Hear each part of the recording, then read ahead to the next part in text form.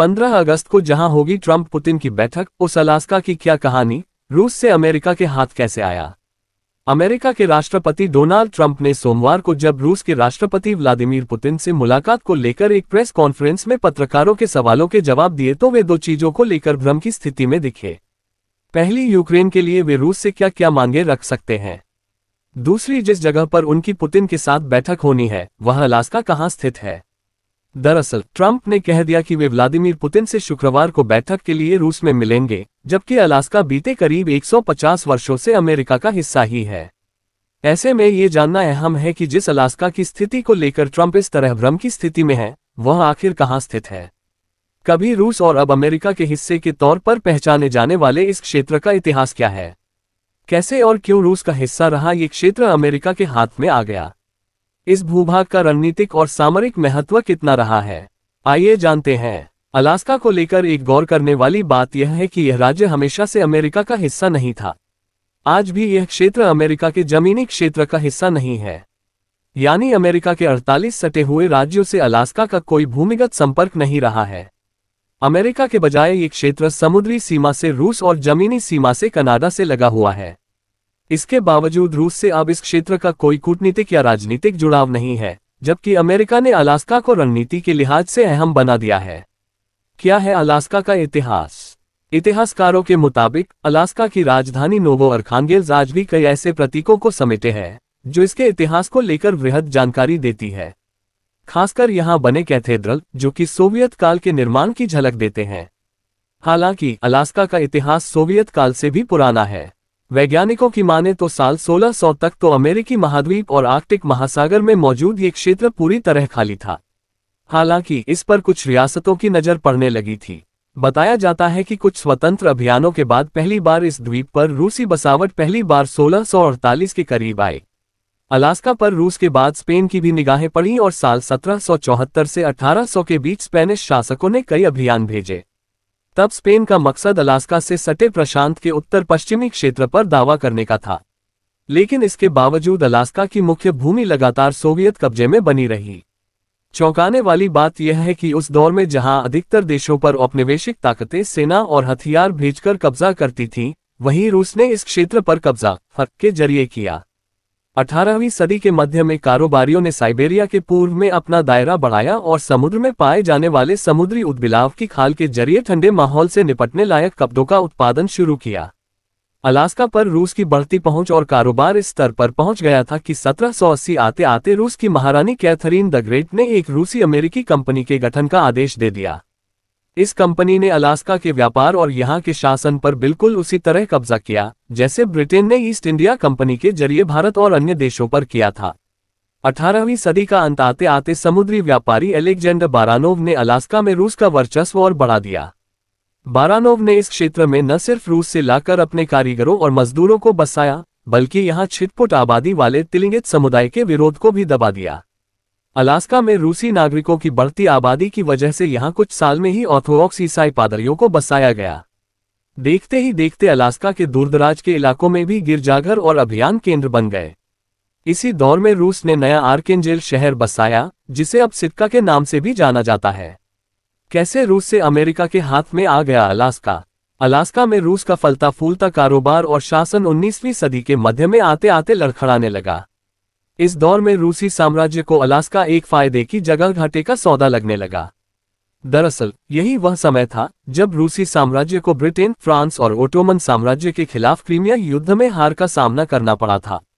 ऐसे में रूस को अलास्का का खर्च अवहनीय लगने लगा। इतना ही नहीं, इस दौर में ब्रिटेन ने प्रशांत महासागर में एक के बाद एक कई द्वीपों और देशों पर कब्जा कर लिया था। ऐसे में क्षेत्र में रूसी नौसेना की बढ़ती मौजूदगी को देखते हुए रूस ने इस क्षेत्र से अपनी पकड़ धीरे धीरे ढीली करनी शुरू कर दी। आखिरकार रूसी साम्राज्य ने 1867 में अलास्का को अमेरिका को बेचने का फैसला कर लिया।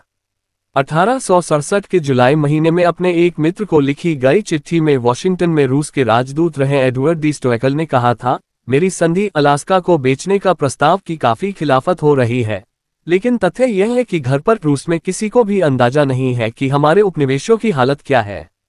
ये सीधे तौर पर अपने उपनिवेशों को बेचने का समय है या उन्हें अपने से छिनते देखे जाने का। तब अलास्का की अमेरिका को बिक्री को रूस में राजनयिक तौर पर एक जीत के तौर पर देखा जा रहा था।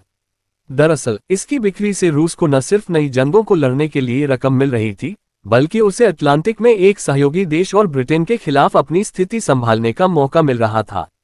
दूसरी तरफ अमेरिका का अलास्का को खरीदने का फैसला यूरोपीय साम्राज्यवाद को रोकने और प्रशांत महासागर क्षेत्र में अपने प्रभाव को बढ़ाने के एवज में लिया गया था। हालांकि राजनयिक स्तर की इस जीत को भी प्रशांत महासागर में मौजूद देशों के बीच रूस की हार माना गया।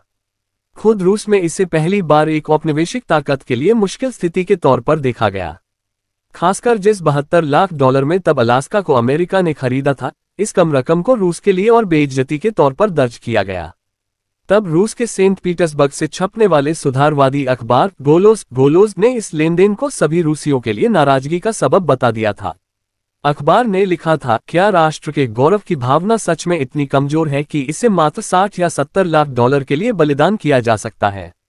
दूसरी तरफ अमेरिका के तत्कालीन विदेश मंत्री विलियम एच स्यूअर्ट, जिन्होंने इस संधि पर बातचीत की थी, को अमेरिकी आलोचकों की तरफ से निंदा झेलनी पड़ी थी। तब विश्लेषकों ने अलास्का पर किए गए खर्च को बेवजह और जरूरत से ज्यादा करार दिया। अलास्का को इस दौरान बर्फ से जमा जंगली क्षेत्र बताया गया था। द न्यूयॉर्क डेली ट्रिब्यून अखबार ने इस अधिग्रहण को लेकर संपादकीय में लिखा था, हम रूस के साथ संधि कर सकते हैं, लेकिन हम उत्तरी हवाओं और बर्फ के राजा अलास्का का माहौल से समझौता नहीं कर सकते। इतना ही नहीं, अमेरिका में कुछ आलोचक ऐसे भी थे जिन्हें अलास्का का समझौता जरूरत से ज्यादा ही कम कीमत का लगा। इन लोगों ने शक जताते हुए अंदेशा जताया था कि रूस ने आखिर इस क्षेत्र को इतने सस्ते दामों पर इसलिए बेच दिया क्योंकि इसमें कुछ था ही नहीं। अमेरिकी अखबार न्यूयॉर्क वर्ल्ड ने अप्रैल 1867 में लिखा था, रूस ने हमें एक चुसा हुआ संतरा बेच दिया। अलास्का की जमीन की जो भी कीमत रही हो, लेकिन ये द्वीप अब रूस का नहीं, हमारा है। भूभाग का रणनीतिक और सामरिक महत्व कितना रहा है। अमेरिका में अलास्का को लेकर सरकार की आलोचना करने वालों की जुबान पर ताला तब लग गया जब 19वीं सदी में यहां सोना होने की खबरें सामने आईं। इतना ही नहीं, कुछ और प्राकृतिक संसाधन और खनिजों की मौजूदगी ने अलास्का की अहमियत एकाएक बढ़ा दी। कुछ दशकों बाद यहां तेल के कुओं की खोज ने पूरा परिदृश्य ही बदल कर रख दिया। इस तरह एक समय अमेरिका की गलती कहे जाने वाले अलास्का को खरीदने के फैसले को धीरे धीरे अमेरिका का सबसे बड़ा फायदे का सौदा कहा जाने लगा। मजेदार बात यह है कि 1867 में जब अलास्का को लेकर रूस और अमेरिका का समझौता हुआ था, तब दोनों देश कम समय के लिए ही लेकिन काफी करीब दिखे थे। लेकिन ये स्थिति ज्यादा दिन नहीं रही। जैसे जैसे अमेरिका को अलास्का में नए संसाधन मिलने लगे, रूस में इस द्वीप की बिक्री को लेकर माहौल गर्म होने लगा।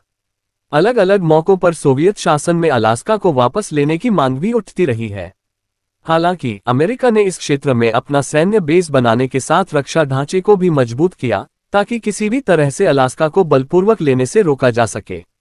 ट्रंप पुतिन की बैठक के लिए अलास्का को ही क्यों चुना गया? अलास्का में जहां पर डोनाल्ड ट्रंप और व्लादिमीर पुतिन की बैठक होनी है, वह अमेरिका का जॉइंट बेस एल्मेंड ऑफ रिचर्डसन है। यह क्षेत्र अलास्का के सबसे ज्यादा आबादी वाले शहर एनकरेज के उत्तरी कोने में है।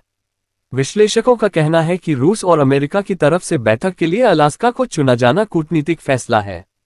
दरअसल अलास्का और रूस के बीच दूरी महज 88 किलोमीटर की है। बीच में सिर्फ बेरिंग सागर का दायरा है। ऐसे में रूस आराम से समुद्र पार कर अलास्का में बैठक के लिए पहुंच सकता है। दूसरी तरफ अलास्का अमेरिका का क्षेत्र है और अमेरिका अंतर्राष्ट्रीय अपराध न्यायालय (ICC) का सदस्य नहीं है। इससे अलास्का रूसी राष्ट्रपति पुतिन के लिए सुरक्षित स्थान बन जाता है, क्योंकि उनके खिलाफ ICC के वारंट हैं।